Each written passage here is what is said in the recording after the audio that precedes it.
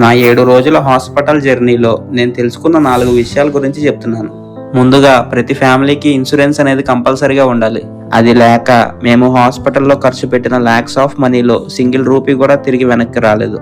రెండోది, హాస్పిటల్లో mask compulsory use చేయాలి, ఎందుకంటే అక్కడ రకరకాల వ్యాధుల వారు ఉంటారు కదా. మూడో విషయం ఏంటంటే, పేషెంట్ పక్కకు వెళ్ళి అమ్మో జీవితం నాశనం అయిపోయింది, దేశంలో ఎక్కలేని బాధలన్నీ మనకే వచ్చేసాయి అని సీరియల్ డైలాగ్స్ వేస్తూ దిగులుగా కూర్చుని వాళ్ళని ఇంకా ఇంకా బాధ పెట్టకుండా, అరే చిన్న సర్జరీ అంటరా, అయిపోతే అంతా నార్మల్ అయిపోద్ది అని చిరునవ్వుతో చెప్తే వాళ్ళే ఇంకా ధైర్యంగా నిలబడతారు. ఇక నాలుగవది ఏంటంటే, పరిస్థితి ఎలా ఉన్నా ఫుడ్ ని మాత్రం నెగ్లెక్ట్ చేయకండి. మీరు ఓపికతో ఉంటేనే కదా పేషెంట్ ని బాగా చూసుకోగలరు.